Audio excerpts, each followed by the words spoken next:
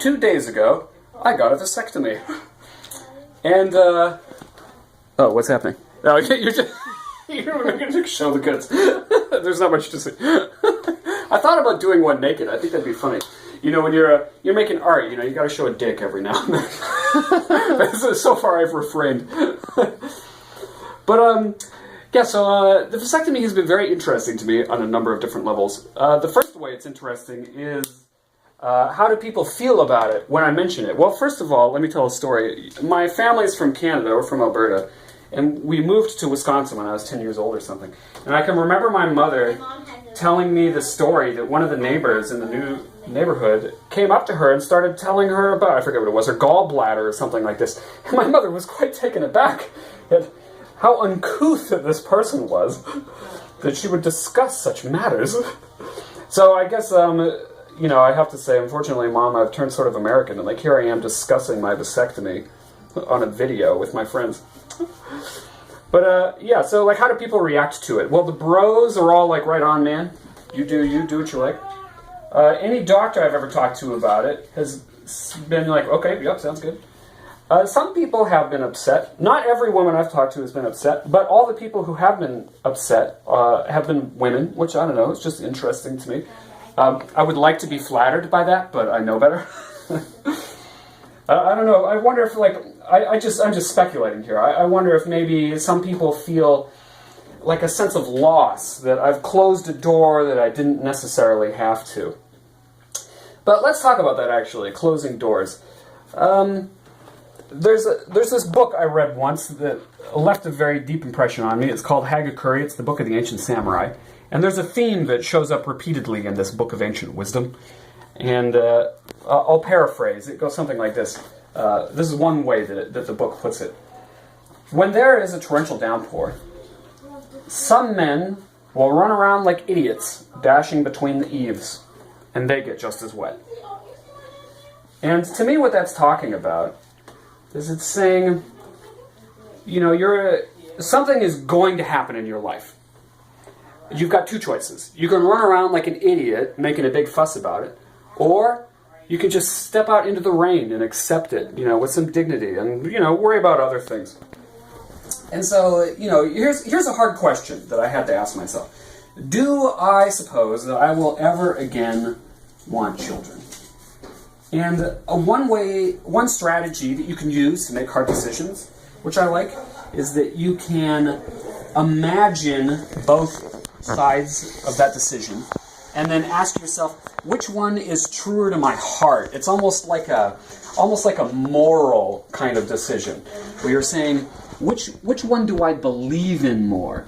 Which one do I want to sort of like, which do I want to be? Not so much do. What do I want to be? So when I imagine either having a child or not having a child, when I imagine having a child and knowing all the work that goes into that. But, by the way, I should say I have a 6-year-old son, and he's amazing. I really love him. He gets to stay. But raising him ages 0 through 5 was, holy smokes, it's the heaviest burden I've ever carried. And I imagine myself having another kid, and I imagine myself being disappointed at all the things I'm going to miss out on. Not least of all, you know, I don't know, maybe some of the time I get to spend with the boy that I have already. So I sort of believe in not having kids anymore, for me, personally. And so given that that's the case, you know, it seems to me more like a celebration almost. I mean, it's a little cliche, but, you know, I'm entering this like new stage of my life where I am no longer ever going to have children. And how do I feel about that? Well, I want to own it, you know? I want to step confidently out into the torrential downpour. Like, that's who I am now, and it's good. I feel really good about that. There's another way that I feel good about this vasectomy, which is just almost like from an engineer's perspective. You know, if what is the single most effective form of birth control? It's the vasectomy. You know, we'll verify this, but my sperm count is going to go down to 0. It will be physically impossible for me to impregnate anybody. And so, and there's no upkeep. Like, that's the point of it. I will never get anybody else pregnant again for the rest of my life. It will be physically impossible. And so it's, I don't know, it's just like the single most effective and efficient form of birth control. And not only that, I feel like stepping up and being, you know, as a guy, being in a position to get a vasectomy and then getting a vasectomy, I feel like, I like to think that shows respect towards womankind a little bit. Because it's like I'm saying, you know, women, all of you out there, for whatever it's worth, for those among you who I may sleep with someday, if we together should choose not to wear condoms, then none among you will have to worry about the birth control aspect of it. I've got that part squared away.